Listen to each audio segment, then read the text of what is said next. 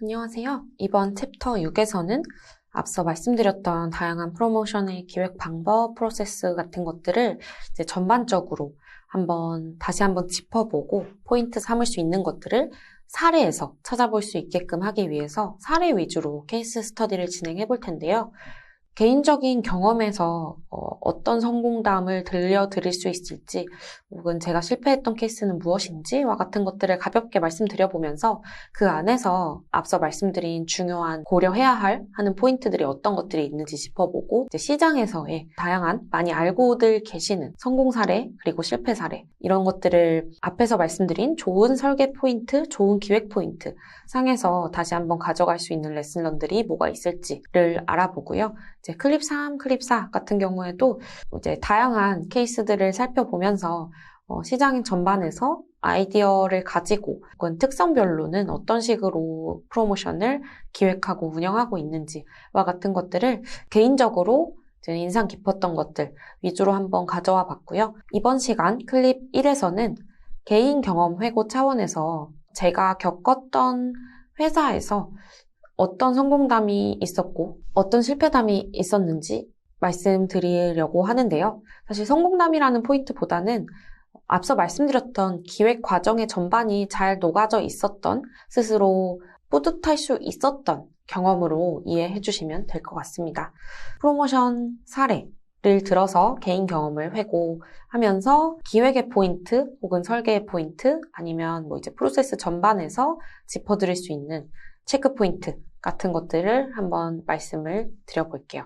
배드 케이스를 먼저 가져와 봤는데요. 이제 배드 케이스라고 할 수 있는 부분 중에 하나는 이제 제가 이름을 밝히기는 어렵지만 이제 앱 서비스 마케터로 실무를 진행할 때 사실 2, 3년 차 주니어 시절에 있었던 이제 프로모션 사례를 가져와 봤어요. 만우절 상황을 이용해보자 라고 주제를 던져봤는데, 이 사실상 만우절이라는 시즈널 이슈는 상당히 많은 회사에서도 활용을 하고 있는 부분 중에 하나이기도 하고, 만우절을 활용해서 굉장히 재미난 이벤트나 프로모션을 진행하는 경우도 있는 걸로 많이들 알고 계실 거예요. 그래서 당시에 있었던 앱 서비스 회사에서도 이제 만우절 상황을 이용해서 이제 뭘 해보자 라는 주제로 얘기가 나왔고요. 그래서 이제 결과까지 이러한 과정을 거치게 되는데요. 그럼에도 불구하고 예산이 배정된 상황은 아니었어요. 그래서 예산은 없는 상태에서 무언가 프로모션을 진행을 해야 된다라고 했을 때 사실상 가져가야 하는 부분들은 다양한 목표들이 있을 거예요. 이제 거기서 목표를 잡았을 거고, 그 목표를 잡고 컨텐츠를 기획하고 이것저것 해야 하는데, 사실 만우절을 3일밖에 앞두고 있지 않은 상황이었고요.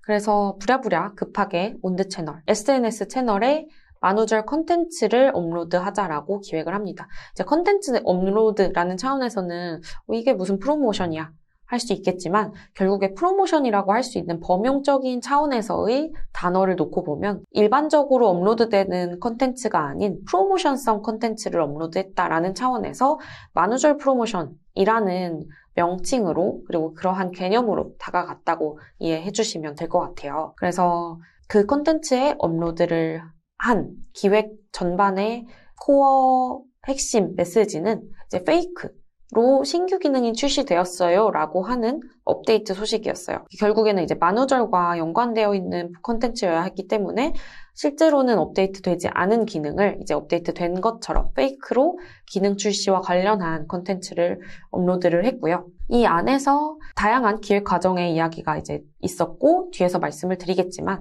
포스팅 자체에서 프로모션성으로 녹이고자 했던 액션은 이제 이걸 가지고 해시태그를 활용해서 리그램과 비슷한 이제 트위터라고 하면 트위터에서의 리트윗 같은 것들을 유도를 했었고요.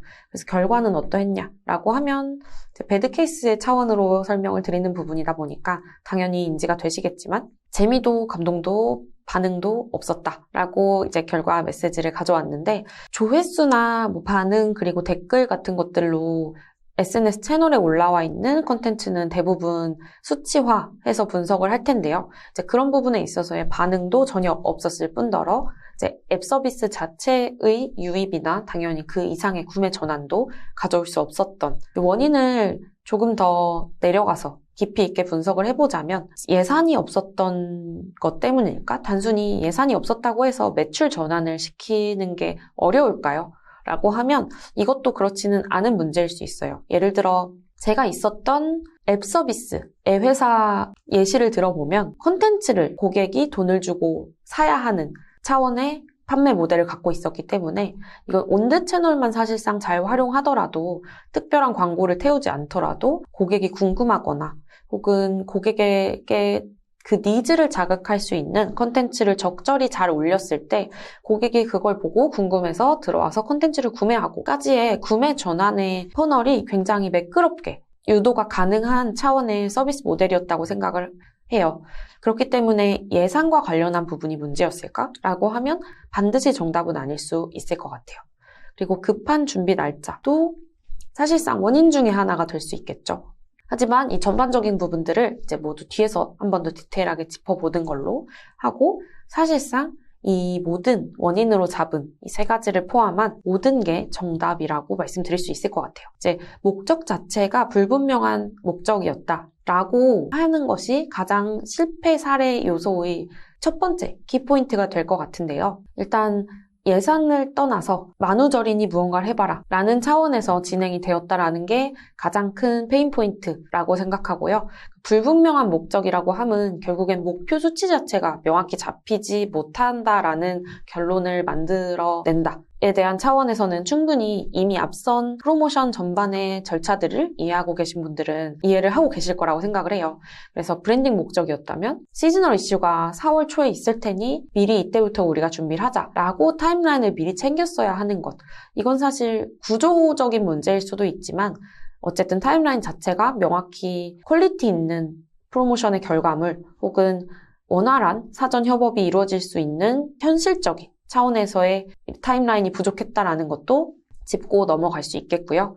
그리고 가벼운 프로모션 목적이라면 이제 SNS 채널에 업로드를 하고 끝나는 것이 아니라 SNS 채널에 업로드를 하고 나서 후속 액션을 통해서 단순 리트윗 하세요, 리그램 하세요 같은 장치가 아니라 앱 유입에 도움이 될 수 있도록 이제 이 업데이트를 보고 싶다면 혹은 이 콘텐츠를 본 사람이라면 지금 앱에 들어오면 뭔가 혜택이 있다와 같은 후속 프로모션 혹은 후속 액션을 유도하는 장치가 있었더라면 조금 더 명확한 결과를 얻을 수 있었을 거예요. 그리고 타겟을 제대로 이해하지 못했다. 결국엔 콘텐츠 자체가 명확히 타겟을 후킹하지 못했다라고 하는 게 가장 핵심적인 실패 요소 중에 하나일 수 있을 텐데요. 이제 신규 기능, 업데이트 기능 자체가 고객의 니즈가 충분히 있는 신규 기능이었다면 충분히 그 컨텐츠도 사람들이 재밌어 하거나 RT를 자연스럽게 하거나 굳이 무언가로 유도하지 않아도 바이럴이 있었을 수 있는데 타겟 자체를 제대로 분석하지 않고 타겟이 무엇을 원하는지, 무엇을 재밌어 하는지 무엇을 궁금해하는지가 정확히 분석되지 않은 상황에서 결과물을 기획을 먼저 했기 때문에 이건 사실상 컨텐츠 자체에 대한 실패로도 볼 수 있을 것 같아요. 이 전반적으로 목표, 브랜딩 목적이더라도 이제 목표 전환치를 조금 더 수치화해서 잡았다거나 아니면 이 타겟 분석의 명확한 이해를 통해서 조금 더 사람들이 반응할 수 있는 컨텐츠 그리고 이후에 우리의 서비스로 타겟을 불러일으킬 수 있는 액션을 유도했다면 조금 더 좋은 결과가 있지 않았을까 하는 아쉬움이 남았던 프로모션 사례라서 한번 가지고 와봤고요. 이제 그런 차원에서는 비슷한 연차에서 굿 케이스로 진행했었던 어느 정도 성공적인 사례라고 말씀드릴 수 있었던 굿 케이스를 한번 설명을 드려볼게요. 네, 굿케이스에서는 신규 기능 런칭 프로모션을 예시로 한번 가져와 봤는데요. 이제 신규 기능 출시를 알려보자라는 목적으로 이제 프로모션을 진행하자 차원에서 미션이 내려왔고 그 차원에서 어떻게 신규 기능을 잘 알릴 수 있을지와 관련한 부분을 고민을 했었는데요. 고민을 해보니 이미 상시적으로 돌아가고 있는 프로모션이 너무 많았고 쿠폰도 할인도 너무 많았기 때문에 사람들에게 어떠한 지금 가지고 있는 예산으로 쿠폰을 준다고 해서 그렇게까지 잘 반응할 수 있는 프로모션을 만들기 어려울 거라는 생각이 들었어요. 이제 설계 자체에서의 난항을 조금 겪었던 케이스였는데 이제 쿠폰을 아무리 준다고 해도 사람들이 크게 반응하지 않겠다. 결국 목표 자체가 신규 기능에 대한 인지를 높이는 건데 우리에게 할애된 예산으로 쿠폰을 준다고 해서 평소 진행되고 있는 쿠폰 프로모션 그 이상의 임팩트를 만들어낼 수 없겠다까지 이제 전반적인 분석을 통한 이야기가 되었고요. 그래서 이제 티징이라는 예고편을 한번 넣어보자. 추가적인 설계를 할 수 있었어요. 대부분 이전까지 진행되고 있었던 쿠폰 프로모션 혹은 상시 프로모션의 경우에는 일반적으로 진행되는 규모이기도 하고 그냥 일반적으로 사람들에게 할인율을 제공하고 싸게 팔기 위한 프로모션이었기 때문에 예고편이나 티징을 쓸 만큼의 규모감이 있지 않았는데 신규 기능 출시라는 부분에 있어서는 충분한 홍보, PR이라는 목적에서 사람들에게 예고편을 먼저 제시하는 것도 주목도를 이끌어내는 데에 크게 어색하지 않은 흐름이겠다라는 이제 다양한 논의와 고민 끝에 티징이라는 사전 설계를 하나 더 추가해서 프로모션 프로세스 전반에 이제 타임라인에 본편 프로모션을 진행하기 전에 이제 티징 프로모션을 하나 더 진행을 하게 된 거죠.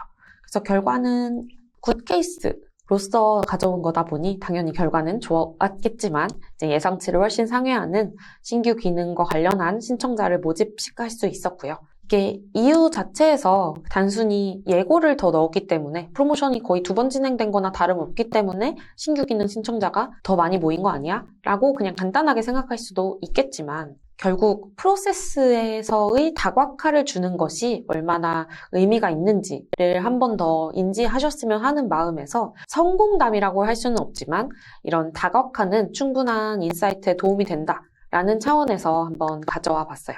단순히 쿠폰 제공만 지속되고 있었던 프로모션 양식에서 쿠폰을 주지 않고 예고 페이지를 먼저 노출을 시켰을 때 해당 티징 페이지에서는 금전적인 혜택이 없었음에도 불구하고 사람들이 한 번 더 인지를 하고 주목을 해주면서 실질적으로 런칭을 했었던 프로모션에서는 훨씬 더 많은 사람들이 몰릴 수 있었고요. 이건 변화와 다각화를 시도한 차원에서 충분히 결과를 더 크게 이끌어낼 수 있었다라는 맥락으로 이해하실 수 있을 것 같아요.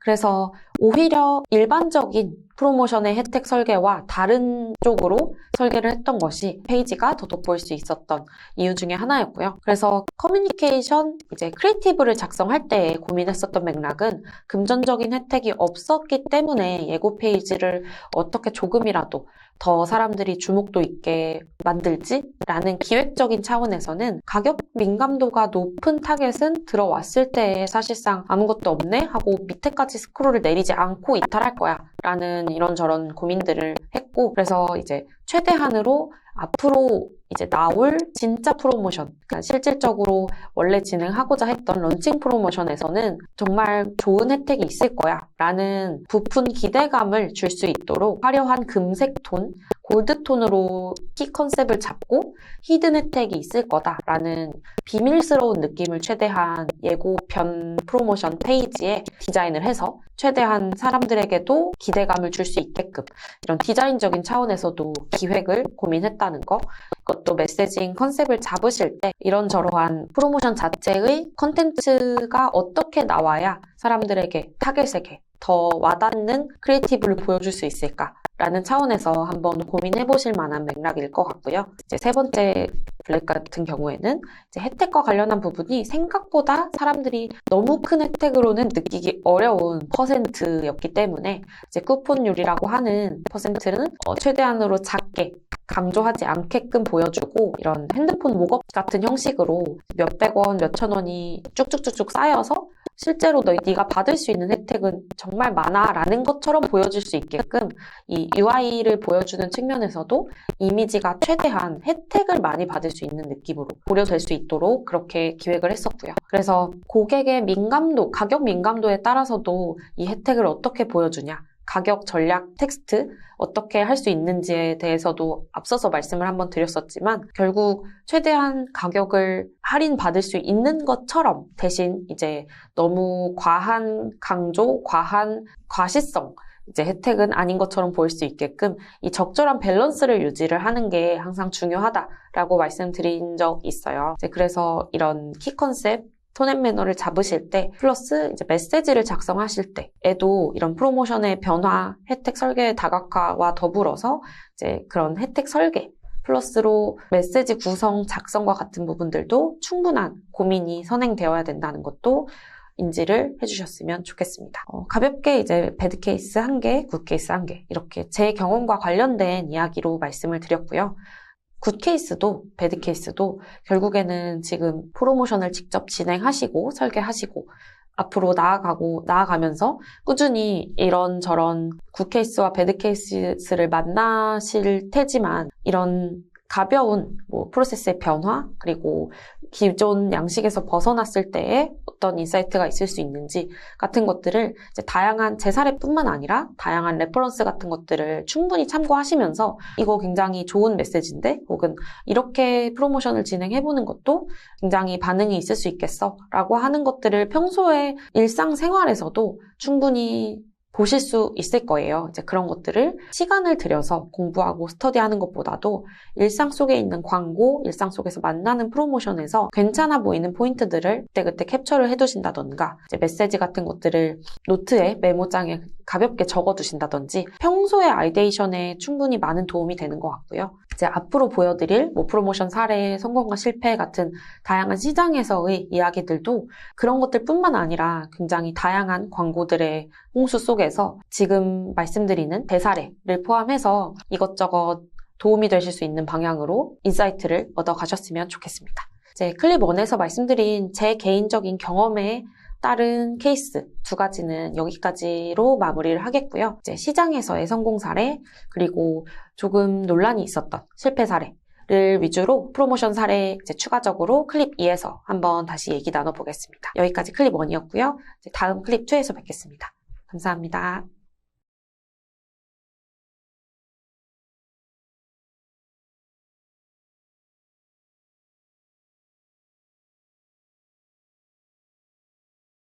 안녕하세요. 이번 클립 2에서는 프로모션 사례에서 이제 시장에서 성공적인 프로모션이라고 할 수 있는 부분들은 어떤 회사의 사례가 있을지, 간혹가다 논란이 있었던 프로모션 실패의 사례는 어떤 것들이 있는지 예시를 위주로 한번 같이 얘기를 나누는 시간으로 가져와 봤습니다. 여기에서는 성공 사례 먼저 얘기를 나눠볼 텐데요.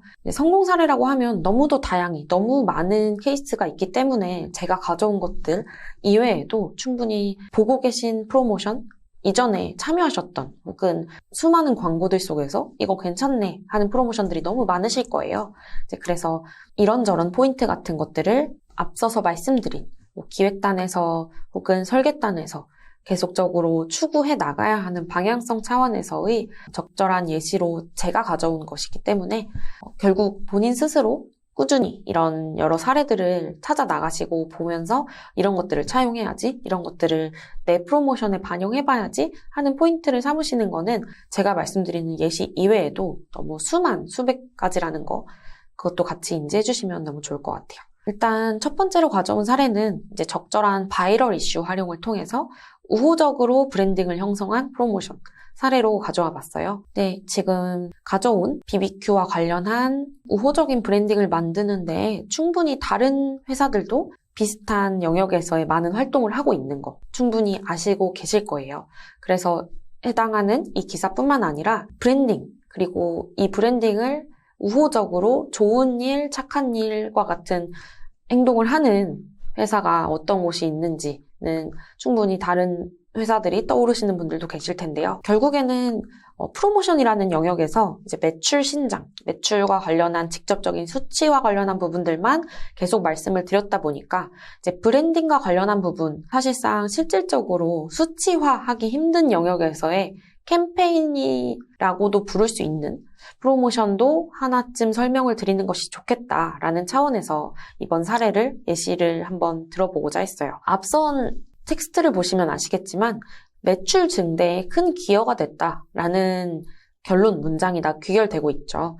그래서 결국에는 우호적으로 브랜딩을 형성할수록 이제 다양한 바이럴이 이제 플러스로 이루어지고 그 바이럴 속에서 매출 증대까지도 충분히 전환될 수 있다라는 브랜딩 캠페인을 하는 수많은 회사들이 꿈꾸는 가장 좋은 결과일 것 같아요.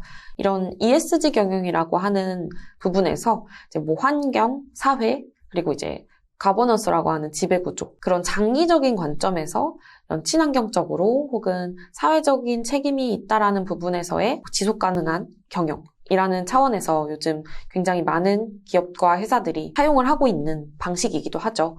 결국에는 이 브랜딩 프로모션을 진행하시더라도 가장 중요한 부분은 이것이 우리의 인지도 혹은 사람들의 로열티, 우호적인 부분에서의 쿼리량이라고 하면 쿼리량 혹은 우호적인 단어를 얼마나 작성하는지와 관련한 이제 바이럴 이슈, 이 수많은 지표들을 두고 반드시 이걸 단기적인 차원에서 결과론적으로 분석할 수 없다라고 하더라도 이러한 프로모션을 바탕으로 우리가 가져갈 수 있는 지표들의 변화를 어떤 것들을 트래킹해야 하는지 수치적인 부분에서 결과론적으로 가져갈 수 있는 효과를 지속적으로 트래킹하는 게 중요하다고 생각해요. 그래서 지금 보고 계신 BBQ의 사례뿐만 아니라 이제 프로모션을 진행하는 데 있어서 우호적인 브랜딩을 만들기 위한 수많은 액션 아이템과 혜택 설계가 있겠지만 이제 적절한 바이럴 이슈까지 같이 엮일 수 있다면 목표로 한 수치보다 훨씬 더 큰 수치적인 부분에서의 달성을 가져오실 수 있을 거라는 거, 그것도 너무 당연한 이야기로 귀결되는 부분이라서 충분히 이해하고 계실 거라고 생각하고요. 이제 바이럴 이슈란 얘기가 나온 김에 이제 다음 사례에서 만우절 네이버 웹툰 프로모션 이야기를 해볼게요. 이것도 마찬가지로 이제 앞서 말씀드린 것처럼 예산을 들이지 않고 진행한 만우절과 관련한 프로모션인데요. 이제 제가 실패 사례로 말씀드렸던 만우절 프로모션과 굉장히 다른 양상이라고 생각하실 수 있을 거예요. 결국 실패담에서 개인 사례로 소개드렸던 부분에서의 만우절 프로모션은 고객의 니즈를 제대로 반영하지 않은 어떤 콘텐츠를 어떤 맥락으로 보여주지라는 차원에서 콘텐츠의 기획단에서 부족함이 있었고 시즈널 이슈를 활용하는 부분에 있어서도 타임라인 기획적으로도 굉장히 문제되는 부분이 많았었죠. 이제 만우절 네이버 웹툰 프로모션 같은 경우에는 어떻게 보면 이제는 문화로 자리 잡은 이라고 작성해둔 것처럼 매년 네이버 웹툰에서 이번 만우절에는 어떤 걸 할까라는 바이럴이 자동으로 일어나고 그런 부분에서 이번 네이버 웹툰의 썸네일들은 이래저래 하는 것들을 이제 유저가 직접 확산시키는 그런 긍정적인 요소들이 굉장히 많이 작용이 되고 있다라는 차원에서 성공 사례 중 하나로 한번 이야기를 해보고 싶었어요. 저도 네이버 웹툰을 소비하는 유저로서 이제 만우절이라고 하는 시즈널 이슈를 이용해서 저예산으로 혹은 예산을 들이지 않고 이런 썸네일을 바꾸는 수준의 프로모션을 통해서 사람들의 트래픽을 더 이끌어내고 많은 사람들이 이 썸네일을 보게끔 하면서 결국에는 네이버 웹툰에서 추구하는 더 많은 사람들이 웹툰을 보게 하고 더 많은 작품을 읽게 하는 것까지도 사실상 도달 수치에 있어서는 이러한 트래픽을 몰리게 하는 것이 결국에는 그런 달성치를 이끌어내는 데에도 도움이 되고 있을 거라고 생각을 하고요. 그런 부분에서는 앞서 말씀드린 그 BBQ의 ESG 경영과 관련한 좋은 일을 하면서 긍정적인 바이럴을 일으키는 것과 지금처럼 고객의 흥미, 타겟의 니즈를 제대로 공략해서 재미와 흥미를 이끌어내는 프로모션을 진행하는 것.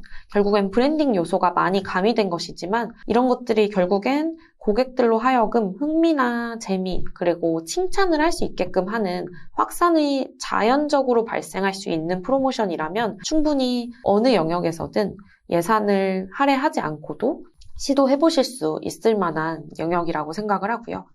조금 더 가격적인 측면에서 얘기를 나눠보자면 가격 메시징에 관련한 배달의 민족 얘기를 해볼 수 있을 것 같아요. 워낙 이제 쿠폰을 많이 뿌리는 서비스이기도 하기 때문에 쿠폰을 준다라는 차원에선 조금 너무나 당연한 이야기로 받아들여지실 수 있는 서비스일 것도 같은데요. 메시지를 더 디테일하게 내려가 보시면 쿠폰을 굉장히 잘게 쪼개서 주거나 단순한 3,000원 쿠폰을 주더라도 2,000원 플러스 1,000원 더하기 쿠폰을 주거나 하는 방식으로 굉장히 혜택 설계를 다각화하고 있다는 걸 느끼실 수 있을 거예요. 이것도 마찬가지로 상시로 2,000원 쿠폰, 1,000원 쿠폰을 주는 것보다 3,000원 쿠폰이라는 결과론적인 부분을 봤을 때 2,000원 플러스 1,000원 쿠폰을 같이 전달해주면 혜택을 추가로 줄 수 있다라는 차원에서 한 번 더 내가 더블 혜택을 받는 것과 같은 느낌.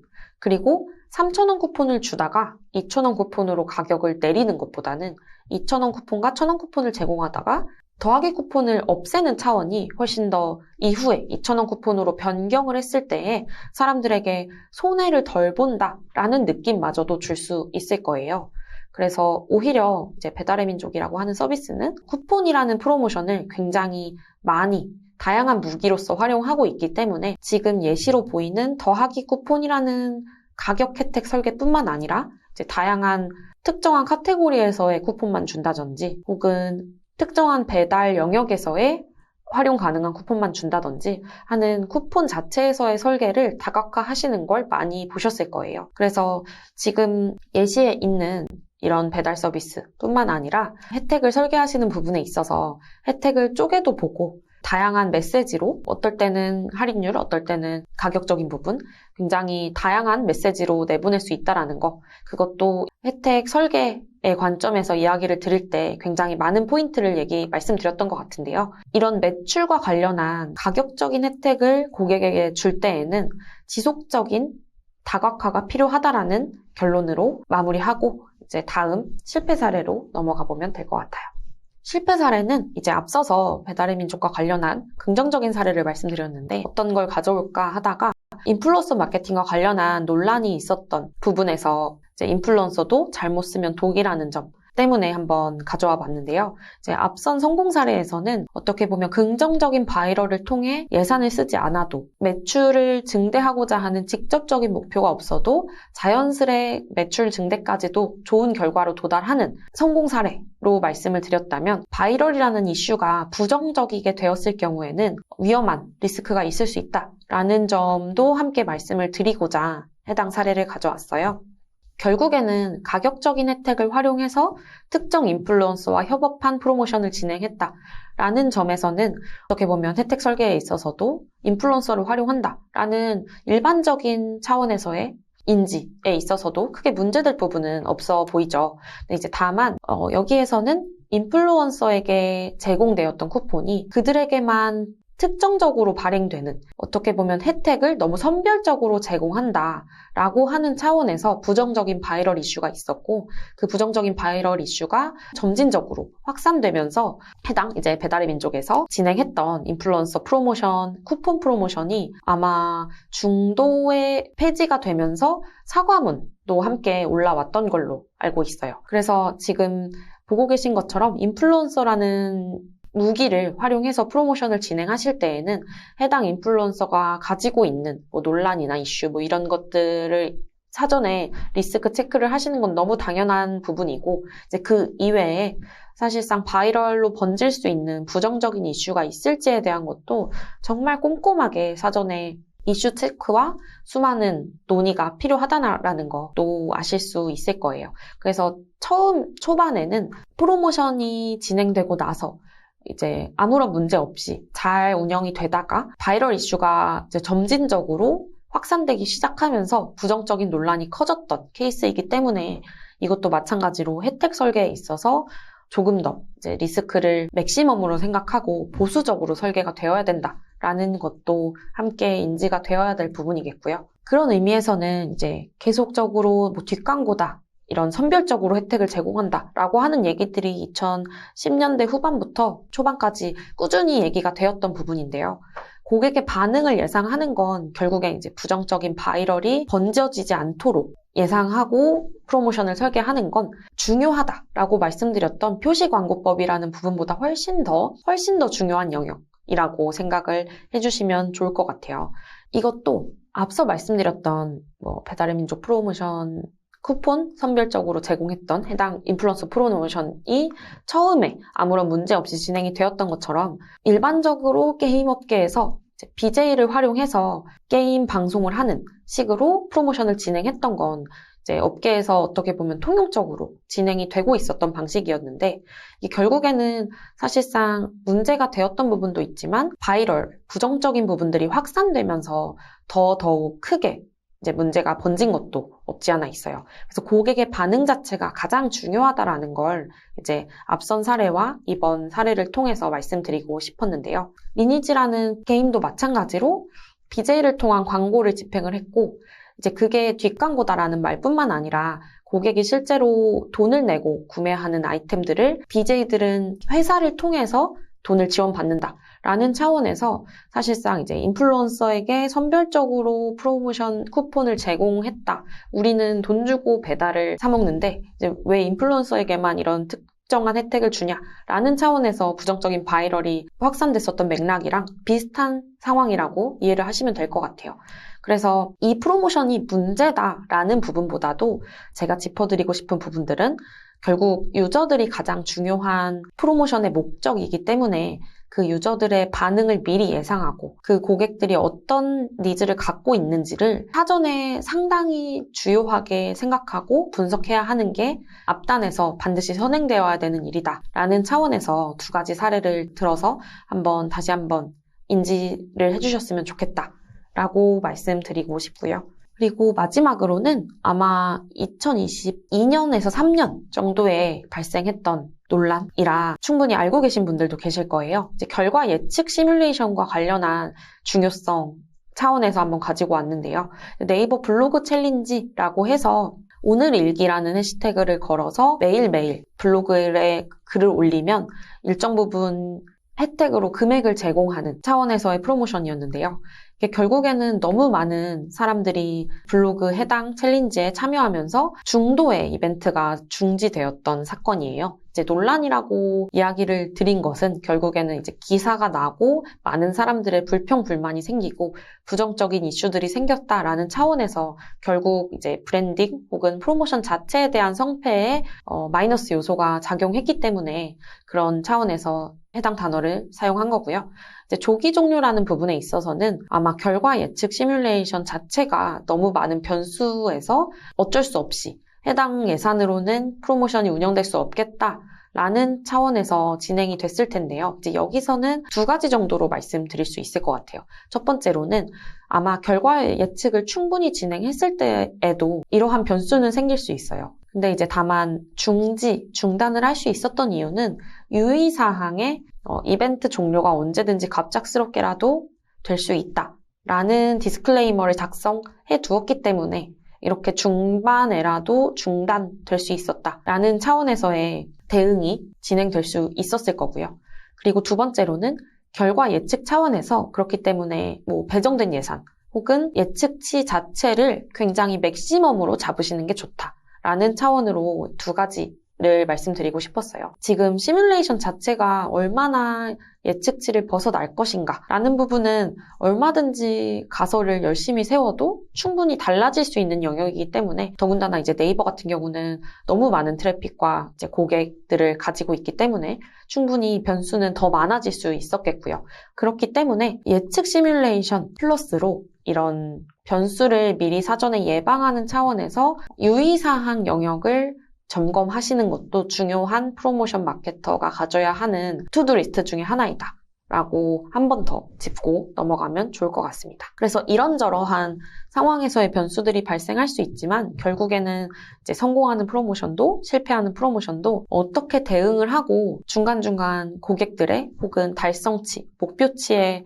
하나는 부분에 있어서 이 회사에서 내가 이제 맡은 프로모션을 끝까지 잘 책임감 있게 가지고 가는 것이 마지막까지 이제 프로모션을 담당하시는 분들이 지금 이걸 보고 계시는 MD분들, 마케터분들이 가지고 가셔야 하는 태도일 것 같아요. 이제 성공과 실패는 3가지 정도씩밖에 알아보지 않았지만 지금 말씀드렸던 이것저것 한 6가지의 사례를 보면서 이런 것들이 있었지 혹은 이것보다 더 좋은 이런 프로모션이 있었지 이런 실패 사례들도 이런 것들이 있었지 같은 것들이 머릿속에 떠오르시는 것도 있을 거예요. 그리고 앞으로 보시게 될 것들도 있을 거고 이런 시장에서의 사례 같은 것들은 기사를 통해서든 아니면 활용하시고 사용하시는 서비스, 상품들을 통해서든 좋은 것은 이게 너무 좋네?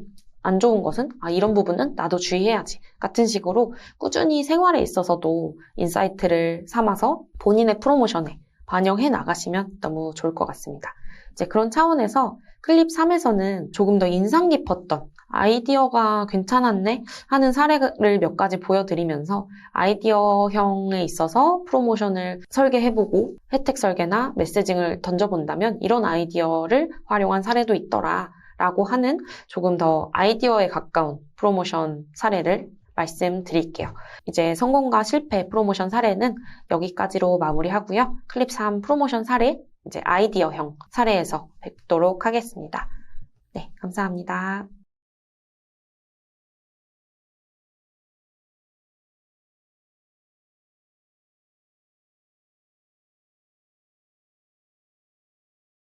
안녕하세요. 클립 3에서는 이제 프로모션 사례 중에서도 조금 더 획기적으로 인상 깊은 아이디어를 보여줬던 아이디어형 프로모션 사례를 알아볼 건데요.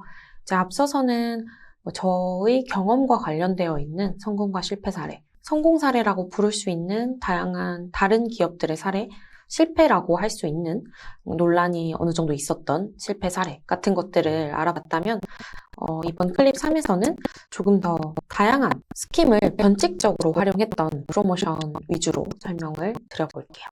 너무 다양한 사례들이 있을 수 있을 텐데요. 곰표에서 진행했었던 이제 플로깅, 품절템, 굿즈 프로모션이 있을 것 같아요. 이건 말 그대로 앞서 말씀드렸던 성공 사례, 실패 사례, 다양한 사례들에서 브랜딩을 잘 잡는 것이 궁극적으로 긍정적인 효과를 이뤄내는 데에 도움이 될 수 있다라고 말씀을 드렸어서 이것도 비슷한 사례로 효과적인 브랜딩을 진행했던 사례로 가져와 봤는데요. 맥주, 과자, 패딩 이런 품절템을 위주로 산 중턱에 플로깅 하우스라는 팝업 스토어를 설치해두고 플로깅을 하면서 쓰레기를 주우면서 걷는 활동을 말하죠. 그걸 하면서 그 굿즈 하우스에 도달하면 그 쓰레기들을 굿즈와 교환하는 프로모션을 진행했다고 해요. 이것도 당시에 프로모션이 획기적으로 붐업이 되었다기보다도 뒤늦게 이런저런 사람들을 통해서 바이럴이 되면서 바이럴 차원에서 긍정적인 효과도 많았던 프로모션으로 한번 설명을 드리고 넘어가고 싶었어요.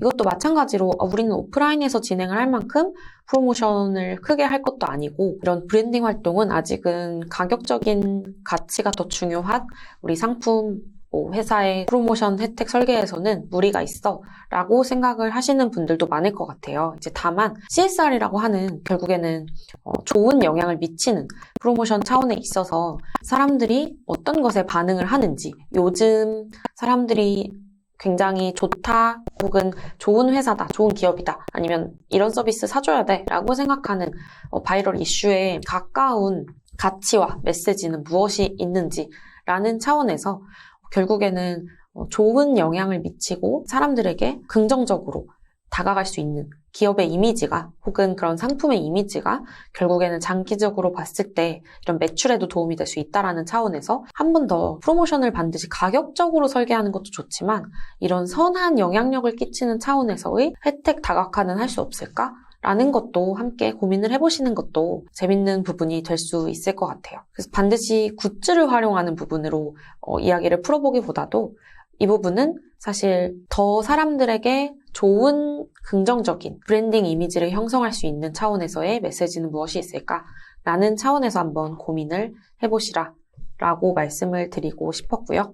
그리고 더불어서 말씀드리고 싶은 거는 이제 품절템이라는 차원에서 가격 전략 설계 이야기를 드릴 때 한번 짚어드렸던 포인트이기도 한데요. 희소 마케팅, 결국 이제 헝거 마케팅이라고 해서 사람들이 구하기 어려운, 가치적으로 혹은 이제 수량적으로 구하기 어려운 느낌을 부여해서 조금 더 붐업을 시키는 차원에서의 마케팅을 진행하는 것도 방법 중 하나가 될 수 있어요. 이제 품절템이라는 차원에서 곰표에서도 이런 프로모션을 만들었는데 결국엔 수량을 한정한다든지 아니면 구매할 수 있는 이제 사이트의 채널 혹은 구매 시간 같은 것들을 한정하면서 점점 구하기 어렵다라는 느낌을 주는 것도 오히려 바이럴에 반대로 더 큰 영향을 미칠 수 있다라는 거.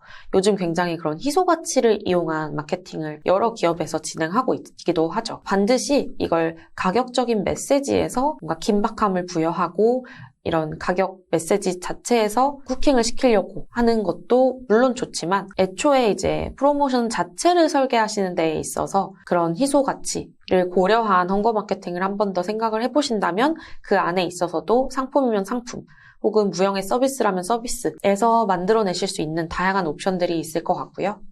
두 번째로는 삼성화재랑 29cm에서 같이 했던 29cm의 프로모션을 가져와 봤는데요. 이제 여기서는 결국 두 가지의 이야기가 나올 수 있을 것 같아요. 이제 젊은 세대의 캠핑, 그리고 브랜딩적인 관점에서의 콜라보. 브랜딩 콜라보라고 하는 부분들은 충분히 다른 상품 설계 영역에서 다양한 서비스에서 이미 활용을 하고 계신 영역이기 때문에 조금 더 상품적인 부분에 가깝다고 생각을 해서 이제 프로모션 설계와 관련한 부분으로 얘기를 더 많이 나눠봤으면 하는데요. 일단 첫 번째로는 삼성화재라고 하는 어떻게 보면 젊은 고객층들이 쉽게 관심을 가지기 어려운 보험이라는 영역에서 젊은 세대가 요즘 관심을 어떤 걸 가지고 있지라는 차원에서 캠핑을 테마로 잡았다라고 하는 차원이 굉장히 타겟과 잘 어우러지는 주제라고 생각을 했고요.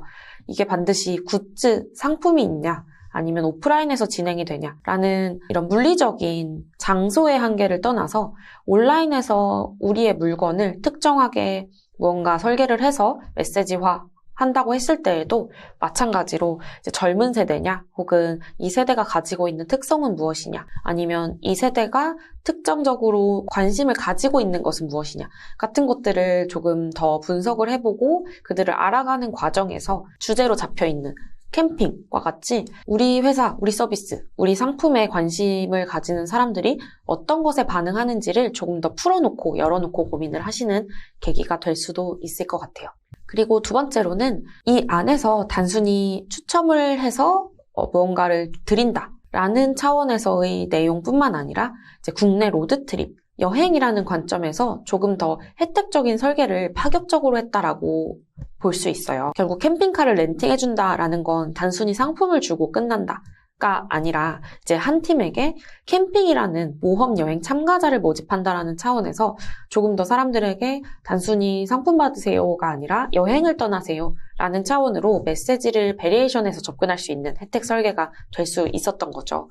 이제 그래서 결국에는 여행이라는 테마가 캠핑과도 잘 어우러지면서 캠핑카 렌트라는 혜택 설계의 다각화까지도 가져갈 수 있었던 차원의 프로모션이지 않았나 생각을 하고요. 지금 앞에서 말씀드렸던 곰표 프로모션 그리고 지금 보여드리고 있는 프로모션 같은 경우도 이게 성공했다, 실패했다라는 차원에서 이야기를 드리기보다도 제가 이것저것 사례 같은 것들을 찾아보고 인상이 깊었던 건 뭐가 있지? 라고 생각을 해보고 하는 차원에서 평소에 느꼈던 프로모션과는 조금 다른 결을 가지고 있네 라는 느낌의 아이디어형 프로모션 사례를 설명드리고 있는 거기 때문에 조금 조심하셨으면 좋겠는 부분은 이러한 프로모션 설계, 말 그대로 이제 캠핑을 하면 캠핑이라는 사람과 여행이라는 혜택을 주면 반드시 성공하는 프로모션이 될 거야 라는 규칙이나 법칙이 있다라고는 생각을 하지 않으셨으면 좋겠어요. 그래서 여기서 차용할 수 있는 부분은 타겟을 잘 분석한 것, 그 타겟의 분석으로 하여금 적당한 메시지와 그 메시지의 통일감을 부여할 수 있는 혜택 설계까지도 맥락이 매끄럽게 잘 이어진 것. 그리고 두 번째로 단순히 상품을 주고 끝나는 혜택 설계가 아니라 프로모션 혜택 설계를 하는 데 있어서도 상품을 드립니다가 아닌 여행을 가세요 라고 하는 혜택의 다각화를 일부 이제 요소를 추가한 것 정도로 정리를 해서 말씀을 드리면 좋을 것 같아요. 결국에는 다양한 혜택 설계를 고민하고 서비스 타겟을 분석하는 과정에서 우리 서비스 상품과 가장 맞닿아 있는 고객의 니즈는 무엇인가를 생각을 하시다 보면 지금 반드시 보여드리고 있는 캠핑이나 여행이라는 관점에서의 단어가 아니더라도 충분히 코어 밸류를 가져가실 수 있는 차원에서의 혜택은 찾으실 수 있을 것 같아요. 세 번째로는 가격적인 부분에서의 설계, 가격 설계를 할 때 혹은 이제 가격 메시지를 사람들에게 전달할 때 어떻게 하면 조금 더 사람들이 와닿는 메시지를 전달할 수 있지? 라는 부분에서는 이제 앞선 혜택 설계 프로세스 같은 것들을 설명드리면서 충분히 이야기가 됐다고 생각을 해요. 그래서 지금 세 번째로 보여드릴 사례에서는 가격 혜택과 관련된 부분이 아니라 쿠폰이나 가격 없이도 컨셉만 잘 잡는다면 이런 상품 소개 같은 것들을 충분히 흥미롭고 재미있게 뽑아낼 수 있다 라는 차원에서 가지고 와 봤는데요. 얼마든지 쿠폰 없이도 소개를 할 수 있다.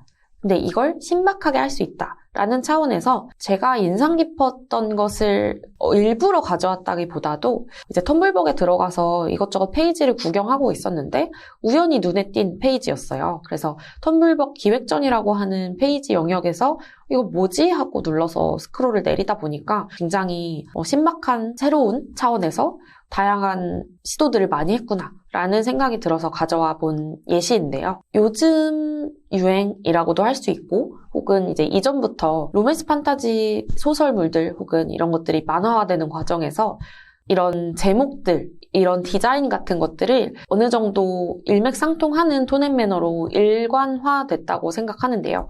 이제 그 기획전에서는 지금 보여지는 것처럼 화려한 느낌의 제목과 그리고 이제 미션이나 뭐 이제 스텝 1, 2, 3로 보여지는 것들도 굉장히 기획단에서 공작가의 영예라는 차원에서 가져갈 수 있는 상품군을 통일감 있게 잘 구성했다라고 보여지더라고요.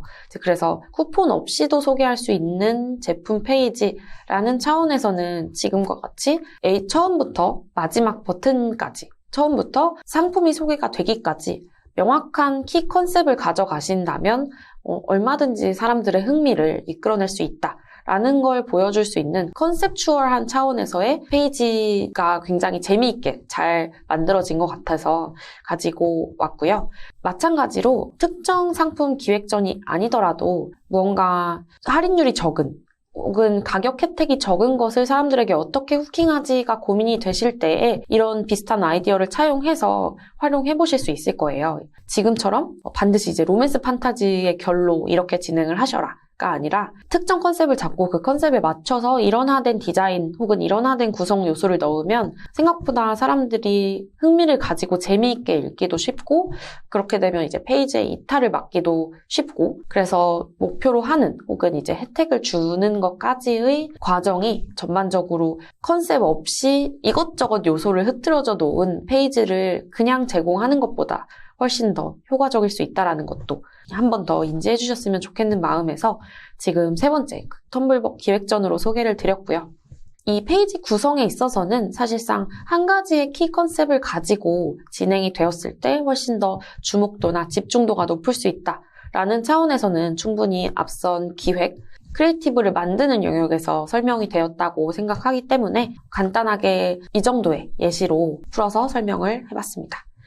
클립 3은 이 정도 사례 3개로 아이디어 프로모션 사례는 마무리하고 이제 다음 프로모션 사례에서는 제품군의 특성별로 어떤 프로모션 혜택 설계를 할 수 있는지 제품군 특성별로 프로모션 자체의 기획이 어떻게 달라질 수 있는지를 가볍게 마찬가지로 사례를 들어서 얘기를 해보고자 하는데요. 아이디어형 같은 경우에는 제가 말씀드린 사례들 뿐만 아니라 너무도 다양한 신박한 아이디어들과 그리고 혜택 설계 차원에서도 기획을 보여주는 차원에서도 너무 많은 아이디어의 차원에서 참고할 만한 레퍼런스들이 너무 많기 때문에 보시는 서비스에서 혹은 구매하시는 상품에서 이런 것들이 너무 괜찮은 아이디어로 들어가 있네 하는 것들은 이제 머릿속에 넣어두시고 그런 것들을 변형하시는 부분에서 본인의 프로모션에도 한번 생각을 하시고 고민해보시는 것도 좋을 것 같아요.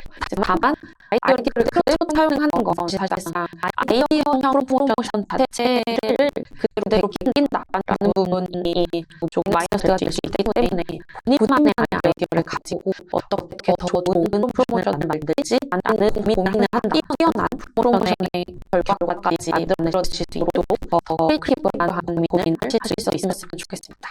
이제 클립 4에서 만나뵙고 클립 4 프로모션 사례의 아이디어형은 여기까지 마무리하겠습니다.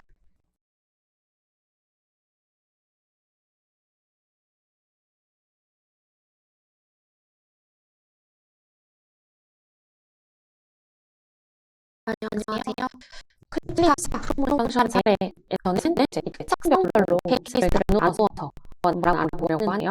서비스나 상품 특성 자체가 너무 다양하게 카테고리되어 있기 때문에 많은 상품이 많은 특정 카테고리를 다루기는 어렵겠지만 이제 전반적으로 눈여겨볼 수 있는 상품군 혹은 이제 서비스에 따라서 어떤 프로모션 설계를 다르게 할 수 있는지를 위주로 포인트 삼아서 몇 가지 설명을 드려볼게요. 우선 유통의 차원인데요. 이제 유통군에서는 화장품을 대표로 지금 달바 기업의 제품을 한번 가져와 봤어요.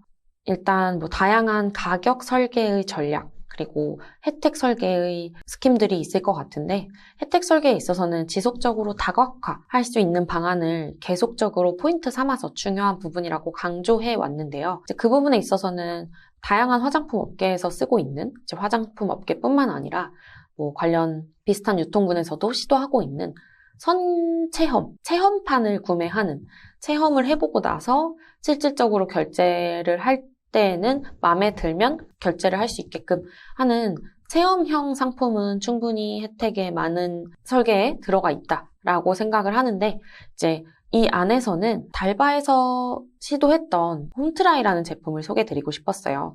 일단 이제 선 체험을 하고 그게 마음에 들면 등록되어 있는 결제 수단에 결제가 되는 그런 시스템인데, 사실상 신청을 할 때에는 본품과 체험 키트를 함께 신청하게 되고요.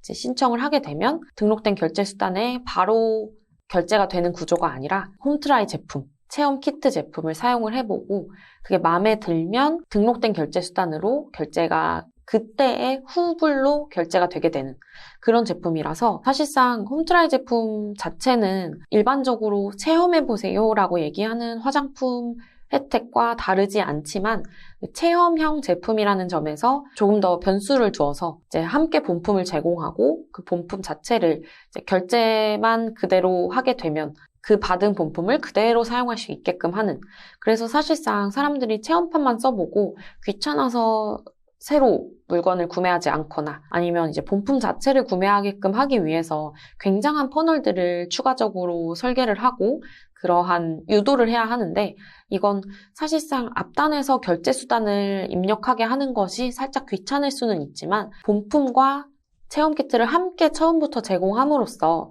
사람들에게 결제는 지금 당장 하지 않게끔 영원으로 인식을 시키고 그 사람들이 실제로 페이지로 다시 들어와서 구매를 하는 퍼널은 줄여서 조금 더 구매 전환을 유도하는 데 도움이 되고 있지 않나, 이런 상품의 다각화 측면에서 굉장히 좋은 아이디어라고 생각을 해서 한번 가져와 봤고요. 반드시 같은 시스템을 차용할 수는 없겠지만 고객의 퍼널을 하나라도 줄이는 차원에서 고객이 마지막 구매 전환이라고 하는 목표를 예로 들자면 마지막 구매 전환까지 어떠한 페이지들을 거치게 되고 액션들을 거치는 과정 자체를 한번 분석을 해보시고 그 안에서 한 단계라도 그러한 퍼널을, 액션을 줄일 수 있다면 그런 중간중간의 액션들은 줄어들면 줄어들수록, 퍼널을 줄이면 줄일수록 구매 전환은 당연히 더 높아질 수 있다는 거, 그것도 혜택을 설계하실 때 인지를 하시면 훨씬 더 구매 전환이라는 목표 달성을 하시는 데 도움이 되실 수 있을 것 같아요.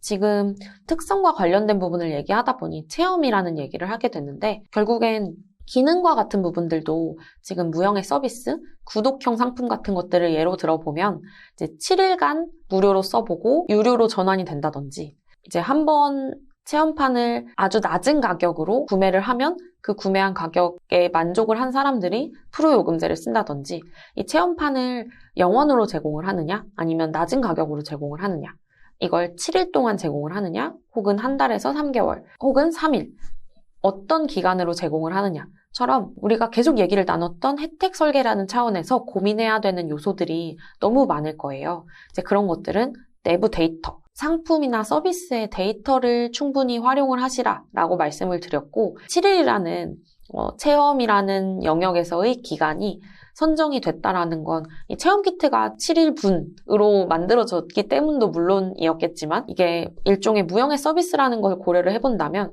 우리 서비스가 사람들이 한번 써보고 락인이 되는 기간이 3일인지 4일인지 혹은 7일 정도 되는지 같은 것들을 확인해보고 사람들이 충분히 우리 회사의 서비스 기능을 이해하고 거기에 어느 정도 로열티가 생기는 시점, 아쉬움이 생기는 시점에 결제를 유도해보는 것, 그것조차도 이제 고객의 액션 퍼널을 이해하고 분석하는 단계에서 고민해보시고 정해보실 수 있는 영역일 것 같아요. 두 번째로는 브랜딩과 관련한 이야기인데요. 어떻게 보면 이제 앞에 프로세스 설계, 이런 프로모션과 관련한 것들을 얘기 드리면서 가격 전략과 관련한 부분에서 이제 상품의 메시징, 가격을 가지고 우리가 쿠폰을 줄 때 혹은 할인을 해줄 때 어떻게 메시지를 전달하는 것이 가장 효과적으로 사람들에게 와닿을 수 있는지에 대한 상품에 대한 이야기는 충분히 말씀드렸던 것 같아요. 이제 그래서 조금 더 이런 시장 전반에서 브랜딩 관련해서 어떻게 변화하고 있는지를 보여드리고자 고관여 제품군을 한번 이번 케이스에서 가져와 봤는데요. 고관여 제품이라고 하면 앞서서도 가볍게는 말씀드렸지만 사람들이 쉽게 결정하지 못하는, 결국엔 대파 한 단이 A마트에 있고 B마트에 있는데 가격이 비슷하다라고 하면 A마트에서 사든 B마트에서 사든 사실상 크게 품질 차이가 없다라는 건 누구도 알고 계실 거예요. 그래서 그런 대체제가 많고 사실상 결정 자체가 계속 교차적으로 반복될 수 있는, 어떻게 보면 로열티 유저를 확보해 두더라도 다른 쪽으로 사람들이 이탈하기 쉬운 제품군이 대부분 저관여 제품에 속한다고 생각해 주시면 되는데, 고관여 제품은 그 반대로 비싸거나 혹은 가치 자체가 명확하거나 사람들이 제품을 구매하기 이전에 많은 비교를 거치고 많은 비교 분석을 통해서 이걸 살까 저걸 살까 를 고민하는 제품군이라고 머릿속에 생각을 해주시면 충분히 떠오르는 이미지만으로도 고관여 제품이 어떤 것인지 정도는 충분히 이해가 되실 거라고 생각해요. 그래서 옛날에는 지금 보시고 계시는 벤츠코리아처럼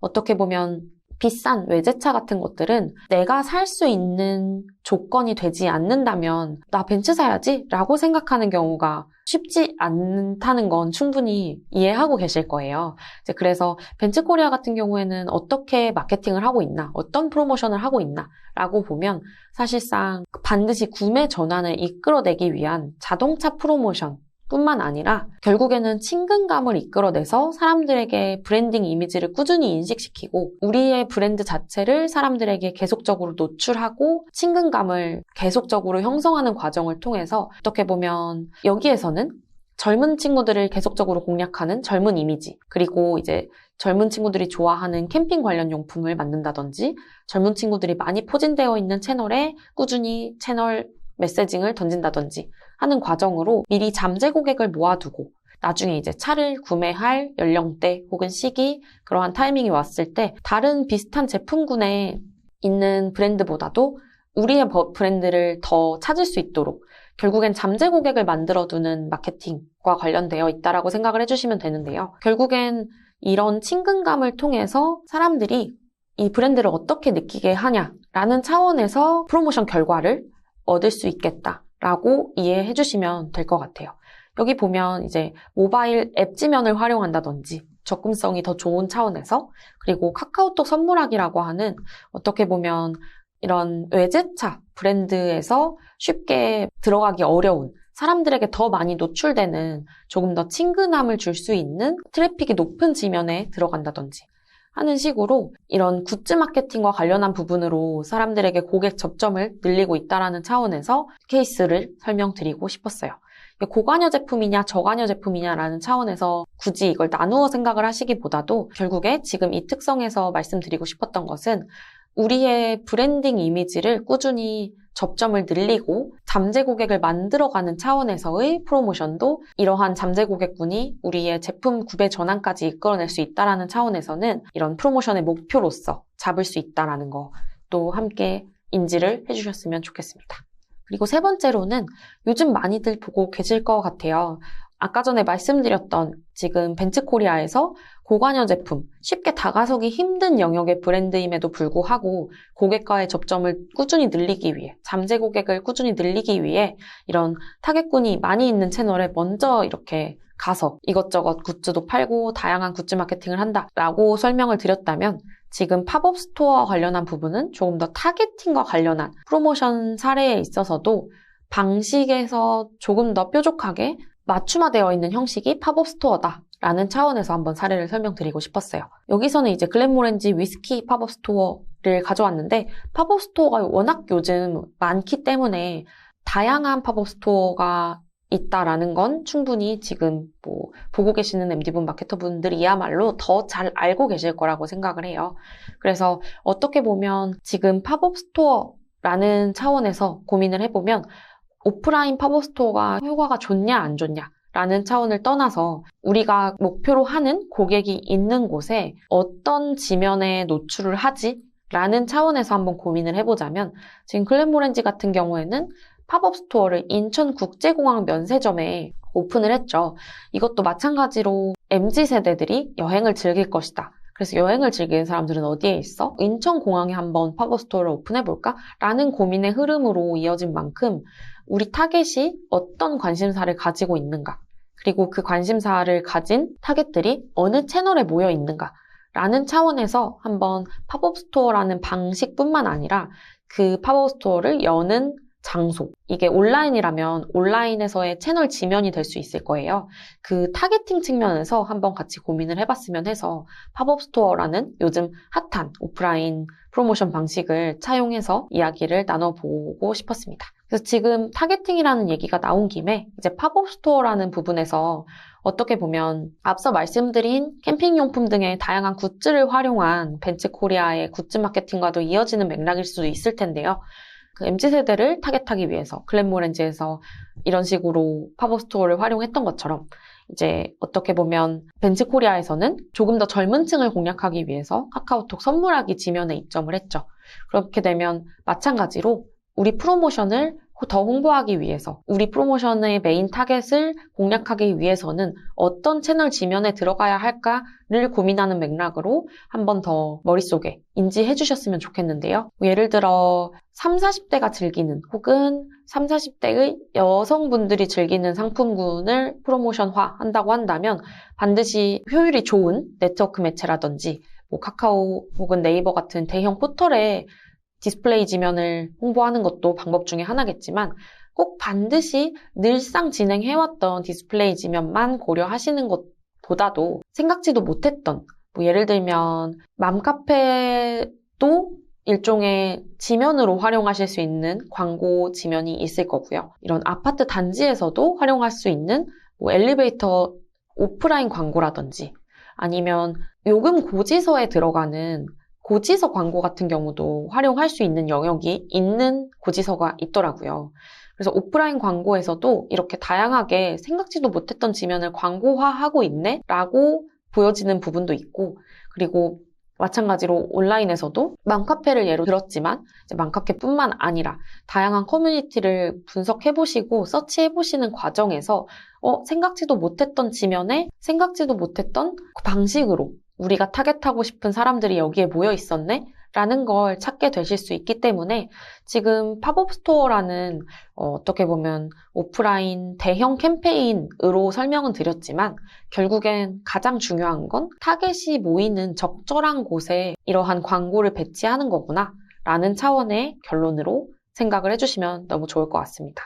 그래서 지금 프로모션 사례로 특성별 케이스라고 해서 한 3가지 정도의 그런 달바를 활용해서 유통군에서는 이러한 혜택 설계, 스킴을 설계할 수 있다라는 차원에서 첫 번째, 그리고 고관여, 저관여 제품, 요즘 이렇게 맥락적으로 바뀌고 있는 고관여 제품에서의 브랜딩 변화, 그리고 이러한 다양한 맥락 차원에서의 지면 활용, 마지막으로 팝업 스토어라고 하는 부분을 예시로 들어서 이제 타겟팅 자체가 얼마나 중요한 부분의 맥락을 가지고 있는지까지 한번 알아봤고요. 이제 다음에 있어서는 챕터 6에서는 사례를 위주로 케이스를 함께 얘기를 나눠봤다면 이제 챕터 7 넘어가면서는 프로모션 기획 자체의 역량을 높이기 위해서 마무리 차원에서 짚어드리고 싶은 여러 가지 포인트들을 한번 가져갈 예정이에요.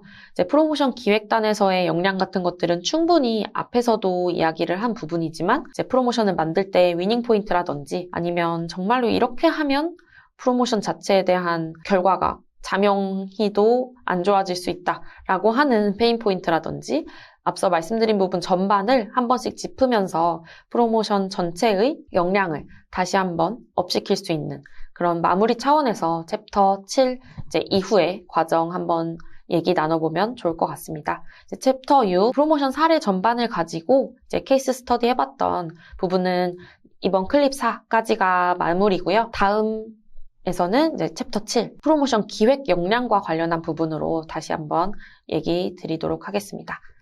네, 수고하셨고 다음 챕터 7에서 뵙겠습니다. 감사합니다.